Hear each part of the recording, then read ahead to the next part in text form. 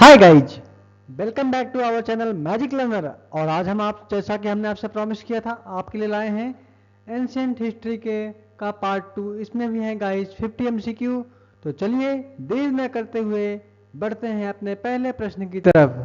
हड़प्पा सभ्यता में मकानों का निर्माण किस सामग्री से होता था? ये होता था गाइज पकी हुई ईंटें। ठीक है। किस वेद में आयुर्वेद का प्रारंभिक ज्ञान मिलता है? ये है अथर्ववेद।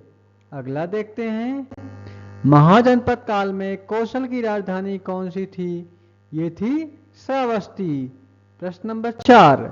गुप्त काल में व्यापार और कृषि के विकास के लिए कौन से बंदरगाह महत्वपूर्ण थे? ये था ताम्रलिप्त और भड़ौच। ठीक है।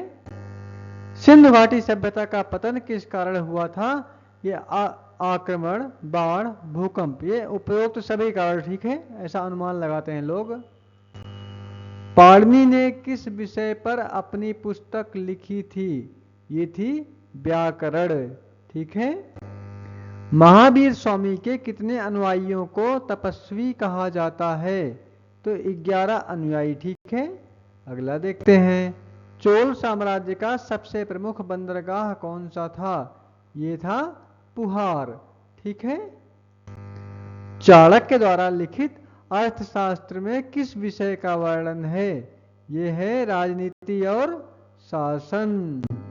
अशोक ने बौद्ध धर्म के प्रचार के लिए अपने पुत्र को कहाँ भेजा था? यह है श्रीलंका। ठीक है। अगला देखते हैं। चोल शासकों की प्रमुख धार्मिक संरचना कौन सी थी? ये थी बृहदेश्वर मंदिर। ठीक है। गुप्त शासक समुद्रगुप्त को किस नाम से जाना जाता था? ये थे चक्रवर्ती सम्राट। ठीक है। सिंधु घाटी सभ्यता के प्रमुख धर्मस्थल कौन से थे? तो इनका जो धर्मस्थल था वो कोई निश्चित धर्मस्थल नहीं था। ठीक है। अशोक के शिलालेखों में किस प्रकार की लिपि का सबसे अधिक प्रयोग हुआ है? तो इनके शिलालेखों में ब्राह्मी लिपि का सबसे अधिक प्रयोग हुआ है। महाभारत और रामायण का प्राचीनतम संस्करण किस काल में रचा गया? ये था वैदिक काल। अगला देखते हैं। किस प्राचीन ग्रंथ में वर्णित है कि मौर्य शासक अशोक ने प्रजा की भलाई के लिए किस किस कार्य को प्रमुखता दी? ये हो गया महावंश। ठीक है। किस वैदिक देवता को देवताओं का राजा कहा जाता है? तो यह है इंद्र। ठीक है। बुद्ध ने अपना प्रथम उपदेश कहाँ दिया? सारनाथ में। ठीक है। नालंदा विश्वविद्यालय का सर्वाधिक विकास किस शासक के शासन काल में हुआ? यह है कुमारगुप्त। ठीक है। हड़प्पा सभ्यता में प्रमुख नगर योजना की विशेषता क्या थी? ये थी समकोण पर सड़कें। ठीक है। कुषाण वंश का संस्थापक कौन था? ये था बीमा कटफिसेस। ठीक है। चोल शासकों का सबसे प्रसिद्ध संरचनात्मक मंदिर कौन सा है? यह है तंजावुर का बृहदेश्वर मंदिर। ठीक है। विक्रमशिला विश्वविद्यालय की स्थापना किसने की थी? यह है धर्मपाल। अगला देखते हैं। चोल शासनकाल में कौन सी प्रमुख समुद्री व्यापारिक गतिविधियां होती थी? तो ये हो गई चीन और दक्षिण पूर्व एशिया के साथ। ठीक है। हड़प्पा सभ्यता के लोग कौन सी फसल नहीं उगाते थे? गेहूं, जौ, धान, मक्का। ये लोग मक्का नहीं उगाते थे। महाजनपद काल में किस राज्य की राजधानी उज्जैन थी? ये हो गई अवंती की राजधानी उज्जैन थी। अशोक के किस शिलालेख में यवनों के शासन का उल्लेख मिलता है? ये है शाहबाजगढ़ी शिलालेख। ठीक है। अगला देखते हैं। ऋग्वेद में कुल कितने मंडल हैं? तो इसमें 10 मंडल हैं। ठीक। किस मौर्य शासक को देवनम प्रिय और प्रियदर्शी कहा गया है? ये कहा गया है सम्राट अशोक को। ठीक है। महाजनपद काल में किस राज्य की राजधानी पाटलिपुत्र थी? ये थी मगध की राजधानी पाटलिपुत्र थी। वेदों के अनुसार किस नदी को नदीतम कहा गया है? ये सरस्वती।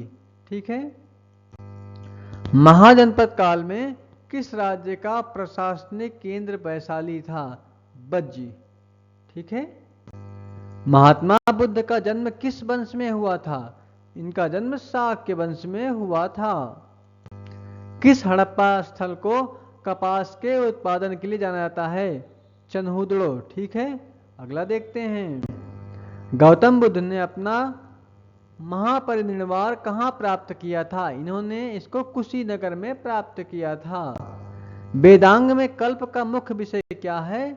इसका मुख्य विषय है यज्ञों का अनुष्ठान। किसे संस्कृत का आचार्य माना जाता है? तो पाणिनि को।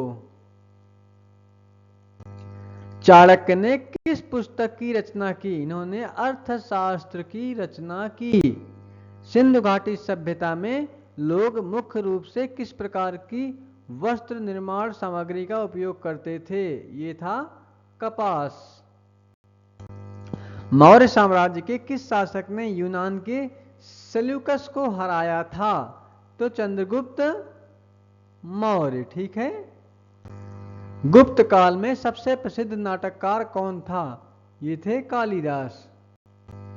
किस मौर्य सम्राट ने राज्यपालों के माध्यम से अपने साम्राज्य का प्रशासन चलाया? ये अशोक। प्राचीन भारत में तक्षशिला किसके लिए प्रसिद्ध था? ये था शिक्षा के लिए प्रसिद्ध। महाजनपद काल में गांधार का वर्तमान में कौन सा स्थान है? ये है पाकिस्तान। किस गुप्त सम्राट के शासनकाल को सुवर्ण युग कहा गया है? तो ये हो गया ये है चंद्रगुप्त द्वितीय। ठीक है, अगला देखते हैं। वर्धमान महावीर ने जैन धर्म में कौन सा प्रमुख सिद्धांत प्रतिपादित किया? इन्होंने अहिंसा का सिद्धांत प्रतिपादित किया। महात्मा बुद्ध ने ज्ञान की प्राप्ति कहाँ की?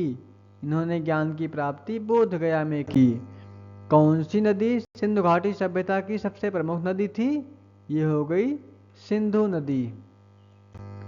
किस मौर्य सम्राट ने धम्म का प्रचार किया था? ये हो गए अशोक। ऋग्वेद में किस देवता को युद्ध का देवता कहा गया है? इंद्र को। Thank you for reading. Please like, subscribe and support, और इसको ज़्यादा से ज़्यादा शेयर कीजिए ताकि अन्य मित्रों तक अच्छा कंटेंट पहुंच सके। तब तक के लिए थैंक यू। जय हिंद, जय भारत, भारत माता की जय।